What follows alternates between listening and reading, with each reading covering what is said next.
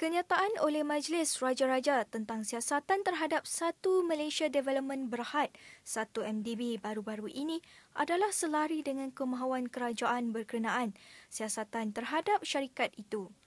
Pengarah Strategik Komunikasi Barisan Nasional BN, Datuk Abdul Rahman Dahlan berkata, tiada pencagahan antara Majlis Raja-Raja dan kerajaan berkenaan siasatan terhadap 1MDB.